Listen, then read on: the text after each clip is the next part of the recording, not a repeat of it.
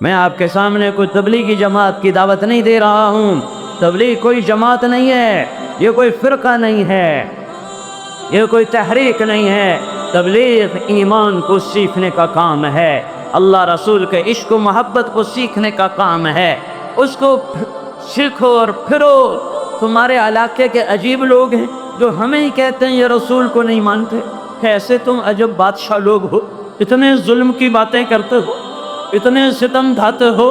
تو ساری دنیا میں پھری، اپنی جان لے کر، اپنا مال لے کر، اپنے بچے چھوڑ کر، اپنے کاروبار چھوڑ کر، صرف اللہ رسول کی محبت میں، اور ایک ایک کے پاؤں پکڑ کر ان کو مسجد میں لانے کی منتیں کی. ان کو تم کہتے ہو یہ اللہ کے نبی کو نہیں مانتے؟ کیا ظلم کرتے ہو، کیا ستم ڈھاتے ہو. کاروبار چھوڑ کر صرف اللہ رسول کی محبت میں، اور ایک ایک کے پاؤں پکڑ کر ان کو مسجد میں لانے کی منتیں کی. ان کو تم کہتے ہو یہ اللہ کے نبی کو نہیں مانتے؟ کیا ظلم کرتے ہو، کیا ستم ڈھاتے ہو. میرے بھائیو، یہ تو ہے ہی عشق رسول کا کام. مجھے کوئی ناصر جمالی نے پیسے دیے ہیں یا جیکب آباد والوں نے مجھے ٹکٹ بھیجا ہے. میں تو کراچی سے اپنی گاڑی پہ آ رہا ہوں. قزار، کلات، مصدوم، کوئٹہ، سکھتی. آج یہ آپ کے مولانا عبدالسلام صاحب تشریف لائے تھے میرے گاؤں. میں ان کے بالوں کی حیا میں یہاں پہنچا ہوں. میرے یہاں تشکیل نہیں تھی، ہمارا اوپر کا روڈ تھا، لیکن 80 سال کے بوڑھے سے تو اللہ بھی حیا کرتا. یہ آدمی جیکب آباد سے صبح چلا اور عشاء کو میرے گھر پہنچا. میں تو پریشانی ہو گیا کہ یہ بزرگ آئی کیوں. میں نے کہا کوئی کام ہوگا، تو کہنے کے بس اس لیے آیا ہوں کہ ایک بیان آ کے کر جاؤ ہمارے جیکب آباد.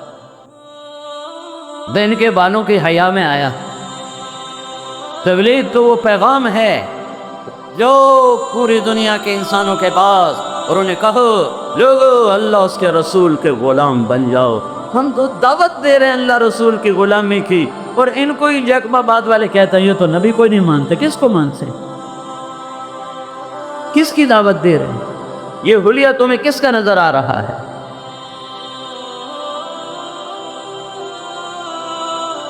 جنید جمشید سٹیج پہ ناچنے والا، کروڑوں روپے لینے والا، ایک رات کے کئی لاکھ لینے والا، وہ آج ممبر رسول پر بیٹھا داڑھی پگڑی کے ساتھ اللہ کے نبی کا پیغام سنا رہا ہے. یہ گستاخ رسول بنا ہے یا عاشق رسول بنا ہے؟ تم 4 روپے نہیں چھوڑتے ہو. اور جب اس نے 4 مہینے لگائے تو پیپسی کولا والوں نے اس کو 4.5 کروڑ روپے کی پیشکش کی.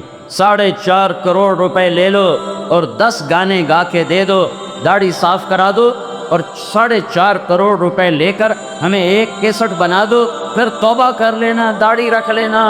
تو اس نے کہا پہلے پتہ نہیں تھا، اب آنکھیں کھلی ہیں، اب ساری دنیا میں دے دو تو یہ سودا نہیں ہوگا. یہ گستاخ رسول ہے. اور کب اس نے 4.5 کروڑ کو ٹھوکر ماری کہ مجھے فون پر کہتا ہے مولانا صاحب آج میرے گھر میں اتنے پیسے نہیں ہیں کہ اماں کی دوائی لے سکوں. یہ گستاخ رسول بنا ہے. تو پھر عاشق کون ہے؟ مجھے دکھاؤ کس کو عاشق کہتے ہیں. کون ہے عاشق رسول؟ کیا معیار ہے؟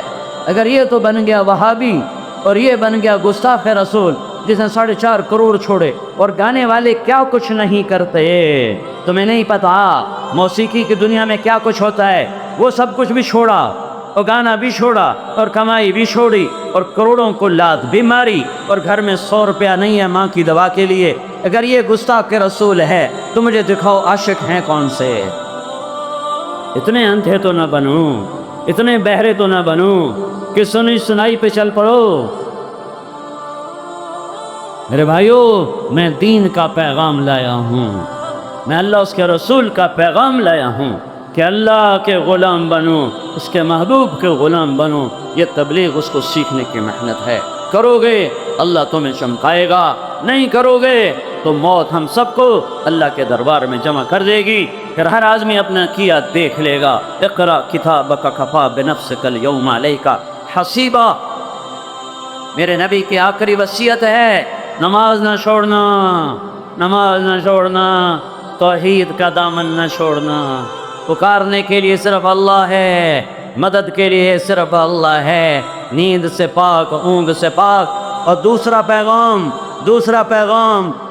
پیغام میری امت آپس میں پیار محبت سے رہنا، ایک دوسرے کے گلے نہ کاٹنے بیٹھ جانا، ایک دوسرے کے گلے نہ کاٹنے بیٹھ جانا، میری امت آپس میں محبت رکھنا، میری امت ایک دوسرے کے دشمن نہ بن جانا، اور میری امت کے غریبوں پر خاص طور پہ رحم کھانا، میری امت کے غریبوں پر، اپنے نوکروں پر، اپنے ملازموں پر خاص طور پہ رحم کھانا، آپس میں محبت کی فضا بنانا، اپنے دل کو اوروں کے بغض نفرت سے صاف رکھنا۔ میرے نبی کا فرمان ہے، میرے بیٹے انس، میں تمہیں اپنی سب سے بڑی سنت بتاؤں؟ میرے بیٹے انس، میں تمہیں اپنی سب سے بہت بڑی سنت بتاؤں، اگر وہ تو کر لے گا۔ یا رسول اللہ کیا؟ کہ بیٹا انس، یہ دل سب کے بغض سے صاف کر دے، تیرے دل میں کسی کا بغض نہ ہو، کسی کی نفرت نہ ہو، کسی کی برائی نہ ہو، کسی کی حقارت نہ ہو، تو میرا بیٹا یہ میری سنت عظیم الشان سنت ہے، جو یہ میری سنت پوری کر دے گا وہ جنت میں میرا یوں ساتھی ہو جائے گا۔ دیکھ رہے ہو، تہجد نہیں ہے، تہجد پڑھو اور یوں ہو جاؤ نا، حج کرو اور یوں ہو جاؤ نہیں، جہاد کرو اور یوں ہو جاؤ نہ، روزے رکھو اور یوں ہو جاؤ نہ، لمبے نفل پڑھو اور یوں ہو جاؤ نہیں، 50 سال حدیث پڑھاؤ اور یوں ہو جاؤ نہ۔ تو کیسے؟ کہ یہ دل بغض سے صاف رکھ، یک طرفہ ٹریفک چلا، برا بھی آئے تو اچھا کر، برا بھی کیا جائے تو اچھا کر، آہ نہ کر لبوں کو سی، عشق ہے دل لگی نہیں، سینے پہ تیر کھائے جا، آگے قدم بڑھائے جا، یعنی زبان حال سے کہہ دے کہ ہاں ستائے جا۔ میرے نبی نے فرمایا پاگل نہ بننا، لا تکونوا امعہ، اے میری امت، اے جاک آباد والو، پاگل نہ بننا۔ جی کیا مطلب یا رسول اللہ؟ کہا تم یہ کہتے پھرو جو اچھا کرے گا ہم اچھا کریں گے، جو برا کرے گا ہم برا کریں گے، جو تم کرو گے وہ ہم کریں گے، یہ نہ کرنا، یہ پاگل لوگوں کی بات ہے، تم عقل مند بننا، تم یوں کہنا جو برا کرے گا ہم اچھا کریں گے۔ اور اگلی سنو، اس پر اگر تمہاری عزت کم پڑ جائے، اگر تم چھوٹے ہو جاؤ یا لوگوں کی نظروں میں تمہیں نظر آئے کہ میں گر جاؤں گا، اگر اس چھوٹا بننے پر اور معاف کرنے پر اور دل صاف کرنے پر اور بغض دور کرنے پر اگر تم چھوٹے پڑ جاؤ یا ذلیل ہو جاؤ تو پیچھے میں ضامن ہوں، میں تمہیں عزت لے کر دوں گا، میں ضامن۔ یہ لوگ اپنے سرداروں کی شے پر بے گناہوں کے سر اڑا کے رکھ دیتے ہیں، اور پیچھے 2 جہان کا سردار کھڑا کہہ رہا ہے میں ضامن ہوں، تو نیچے ہو جا، اگر تیری عزت گھٹے تو میں لے کر دوں گا۔ اس سے بڑا ضامن کوئی لاؤں؟ کوئی ہے؟ بولو کوئی ہے؟ تو اس کی ضمانت پہ اعتبار نہیں ہے، یہ دنیا کی ضمانت کہ تم دل صاف رکھو، چھوٹے پڑ جاؤ، سہ جاؤ، پی جاؤ، عزت گھٹے میں ضامن مجھ سے لینا، میں لے کر دوں گا، اور آگے آؤ میرے پاس تو جنت الفردوس میں اللہ سے گھر میں لے کر دوں گا، اور جو تمہارے حق مارے گئے اور تم صبر کر گئے تو حوض کوثر پہ آ کے ملاقات کرنا، میں اللہ سے سارے حق تمہیں دلوا دوں گا۔ تبلیغ میرے بھائیو دین کا پیغام ہے، اور دین محبت کا پیغام ہے، اور محبت اللہ کے رسول کے قدموں میں پہنچانے والا عمل ہے۔ تو میرے بھائیو اور دوستو، اس تبلیغ کو تبلیغی جماعت نہ سمجھو کہ کوئی جماعت آ گئی ہے اور یہ ہمیں اپنا ممبر بنا رہے ہیں، ہمیں اپنی تحریک میں شامل کر رہے ہیں، ملا ہو۔ میں تو صرف اللہ اس کے رسول کی تعریف کر رہا ہوں، بس اس کی شریعت بتا رہا ہوں، اس کے اخلاق بتا رہا ہوں، اس کی عبادت بتا رہا ہوں، اس کی آخرت بتا رہا ہوں۔ میں تو اپنا بھی تعارف نہیں کروا رہا ہوں، میں تبلیغ کا کوئی تعارف نہیں کروا رہا ہوں، میں یہ کہہ رہا ہوں کہ اللہ اس کے رسول کی مانے بغیر میں تم 2 ٹکے کے نہیں ہیں، اور اللہ اس کے رسول کی مان گئے تو ہمارے جیسا نصیبوں والا پڑھنے۔ ہمارے جیسے بھاگ والا کوئی نہیں ہے۔ اس کو پچھلی پہ توبہ کرو اور اگلی اللہ سے صلح کر کے نئی زندگی گزارو۔ بہت بڑا مجمع ہے، 15-20 ہزار ہوگا انشاءاللہ۔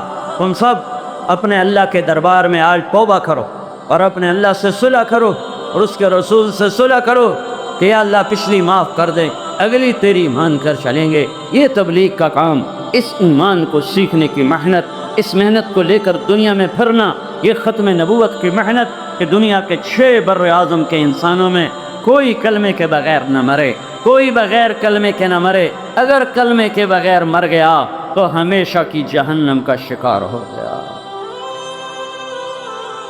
ایمان والا بن کے دنیا سے اٹھے، سارے مسلمان توبہ کریں، ساری دنیا کے غیر مسلم کلمہ پڑھیں اور سچائی پر، اللہ کی وحدانیت پر آئیں اور رسالت مصطفیٰ پر ایمان لائیں اور اس کے مطابق زندگی گزاریں۔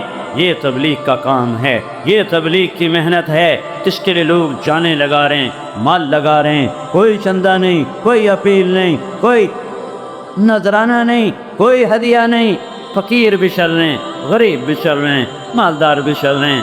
میں رائمنڈ سے نکلا گاڑی پر، مغرب کی نماز پڑھ کے کچھ 6 کلومیٹر گیا، ایک بوڑھا آدمی 60-65 کے درمیان بستر کندھے پہ اٹھایا ہوا اور سڑک کے ساتھ ساتھ چل رہا۔ پہلے تو تیزی سے میں آگے نکل گیا، پھر مجھے خیال آیا کہ یہ کوئی پیدل جا رہا ہے، غالباً اس کے پاس پیسے نہیں ہوں گے، رائمنڈ سے گھر جا رہا ہے۔ میں نے گاڑی روک لی، وہ قریب آیا، میں نے کہا بزرگو آؤ بیٹھو، کوئی پٹھان تھا، بیٹھ گیا۔ میں نے کہا کدھر جا رہے ہو؟ کہنے لگا ہنگو جا رہا ہوں۔ ہنگو 400 کلومیٹر دور۔ میں نے کہا تمہیں پتہ ہے ہنگو کدھر ہے؟ کہنے لگا میں ہنگو کا رہنے والا ہوں۔ تو میں نے کہا کیسے جا رہے ہو؟ کہ دیکھتے نہیں ہو کیسے جا رہا ہوں، ایسے ہی جا رہا ہوں۔ کسی کے آگے ہاتھ نہیں پھیلایا، کسی کو اپنی حاجت نہیں بتائی کہ اللہ تو میرا کارساز ہے، اس نے کر کے دکھایا۔ پھر اس کو اڈے پر پہنچا کر پیسے تو وہ لے نہیں، میں نے منت کی بابا تیری بڑی مہربانی، اب یہ سوال نہیں ہے، ہمیں اللہ نے تیرے لیے پہنچایا ہے۔ اس نے بڑی مشکل سے پیسے لیے اور اس کو ہم نے بس کے قریب اتارا۔ یوں لوگ قربانیاں دے کے چل رہی، یہ چندوں پہ چلنے والا کام نہیں ہے۔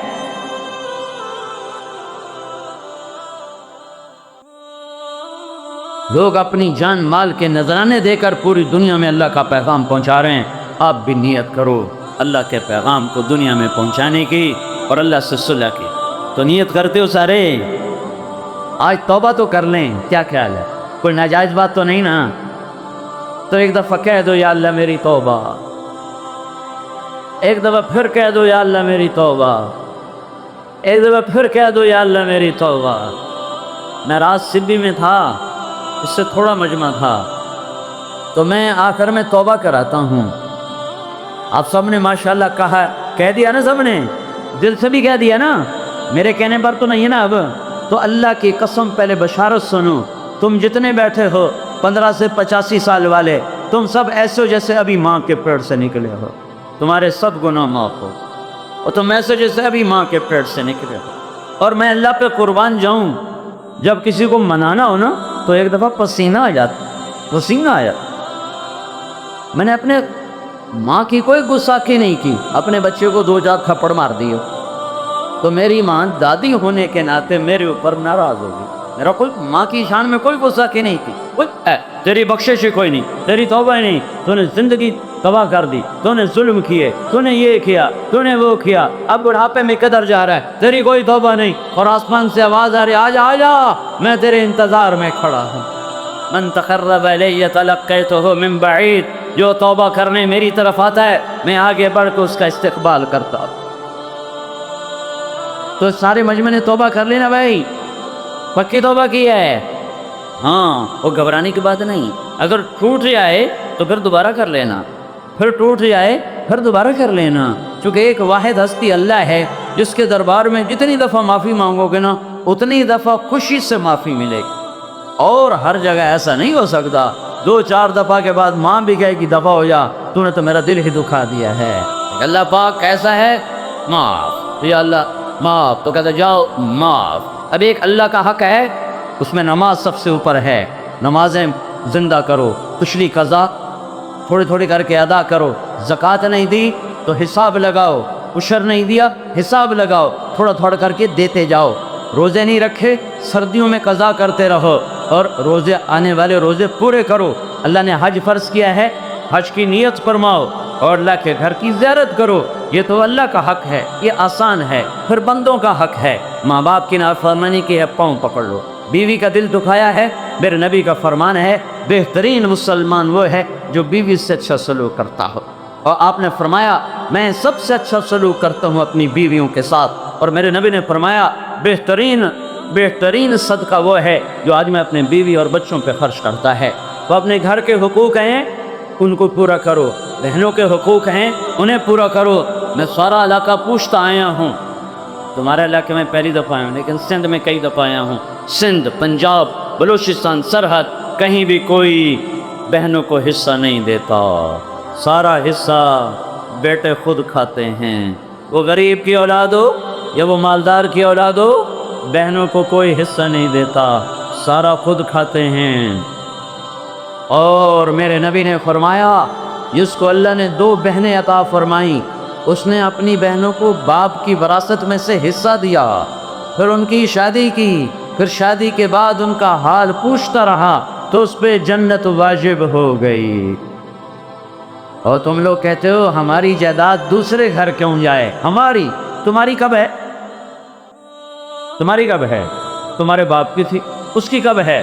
اس کے دادا کی تھی، اس کی کب ہے؟ اس کے باپ کی تھی، اس کی کب ہے؟ للہ میراث السماوات والارض، سب کچھ اللہ کا ہے۔ اگر اللہ نے مجھے 2 ٹکڑے زمین کے دے دیے تو میں ظالم بنوں، اپنی بہن پہ ظلم کروں جس کے ساتھ مل کر ماں کا دودھ پیا، جس کے ساتھ مل کر ایک تھالی میں روٹی کھائی، ایک چارپائی پہ برسوں سوئے، ایک صحن میں کھیلے، ایک کھاٹ پہ سوئے، ایک چھت تلے سوئے، ایک ماں کے ہاتھوں سے لقمے کھائے، اب اس کی شادی ہو گئی، کہتا ہم نے کچھ نہیں دینا، ہم نے کچھ نہیں دینا، ہماری جائیداد اوروں کے گھر کیوں جائے؟ تمہاری ہے ہی نہیں۔ للذکر مثل حظ الانثیین، اللہ تعالیٰ فرما رہا ہے بیٹیوں کا بھی حق ہے اور بیٹوں کا بھی حق ہے۔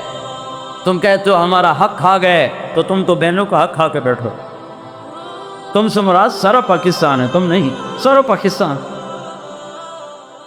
سرحد میں پوچھا، پنجاب میں خود رہنے والا ہوں، خود ایک ذمہ دار گھرانے سے ہوں، مجھے پتہ ہے ذمہ داروں کی اولاد کیا ظلم کرتی ہے اور کیا جبر کرتی ہے اور کیسے بہنوں کو ذلیل و خوار کرتے ہیں زمین پہ قبضہ کرنے کے لیے۔ تو میرے نبی کا فرمان ہے بہنوں کو حق دو، تم پہ جنت واجب ہو جائے گی۔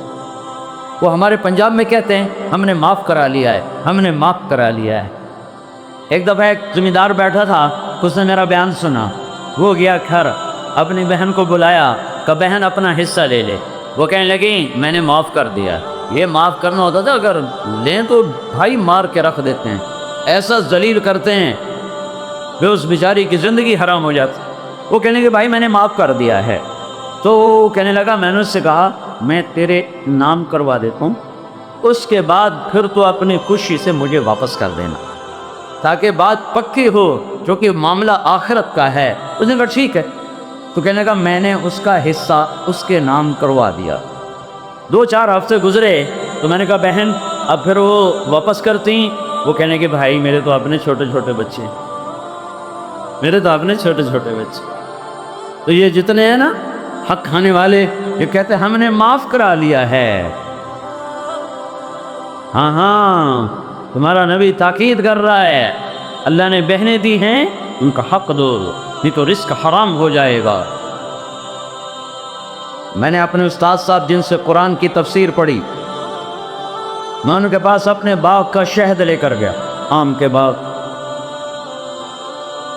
تو یہ اس زمانے کی بات ہے جب شہد کی بوتل 7-8 روپے کی آ جاتی تھی، 75-76 کی بات ہے۔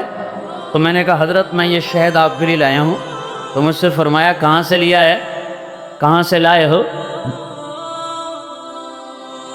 میں نے کہا جی اپنے باغ کا ہے، میرے اپنے باغ کا ہے۔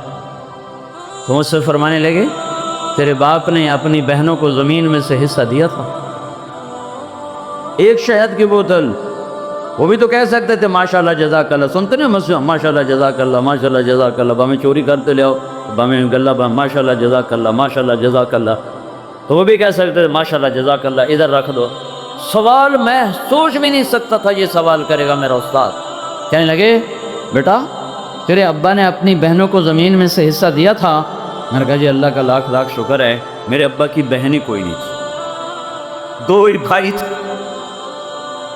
اللہ نے حرام سے بچا لیا، اگر ہوتی تو بالکل نہ دیتے، مجھے پکا نہیں دینا تھا، 1 مرلہ نہیں دینا تھا، کہاں مربے دیتے، 1 مرلہ نہیں دینا تھا۔ اچھا کہنے لگے اچھا یہ بتا تیرے دادا نے اپنی بہنوں کو زمین میں سے حصہ دیا تھا؟ میں نے کہا میں جمع ہی کوئی نہ ہوں، میرا دادا مر گیا، مینوں کی پپا دیتا ہے کہ نہیں دیتا؟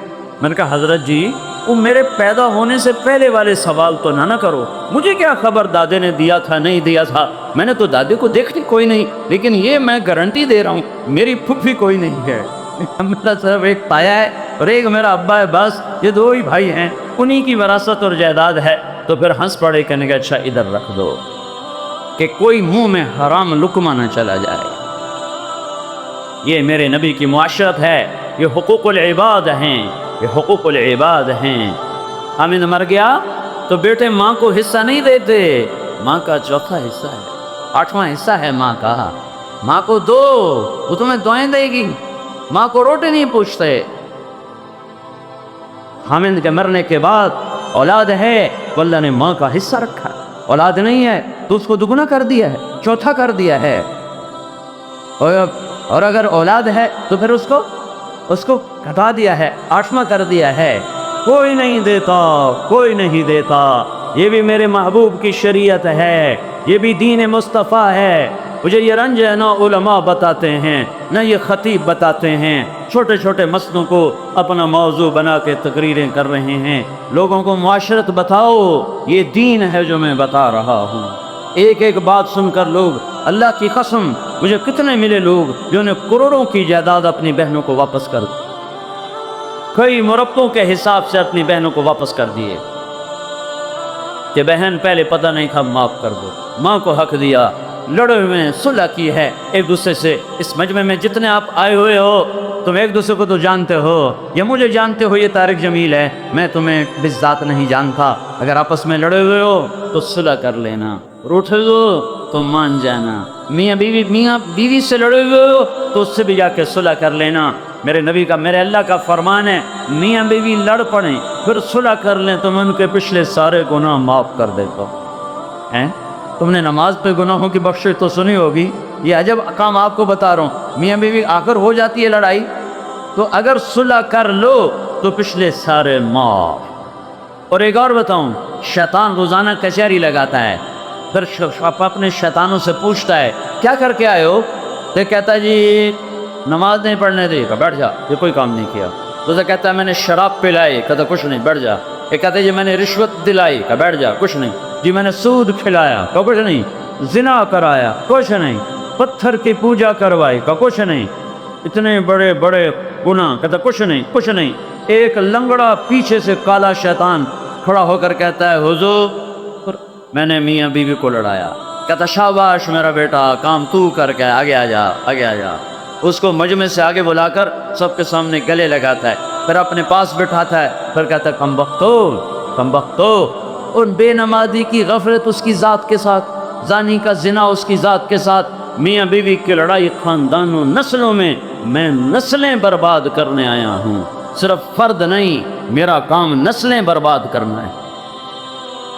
آپ نے فرمایا علی طلاق سے بچنا، طلاق سے بچنا۔ جب ناجائز طلاق دی جاتی ہے تو اللہ کا عرش کانپ اٹھتا ہے۔ جس کی بیٹی لائے ہو اسے عزت دو، اسے عزت دو، اس کے ماں باپ کو عزت دو، اس کے بہن بھائیوں کو عزت دو۔ یہ شریعت ہے، یہ اسلام ہے، یہ دین ہے۔ تو ایک اللہ کا حق ہے، ایک اللہ کے بندوں کا حق ہے، ادھر بھی معافی ادھر بھی معافی، تو انشاءاللہ سب پاک صاف ہو۔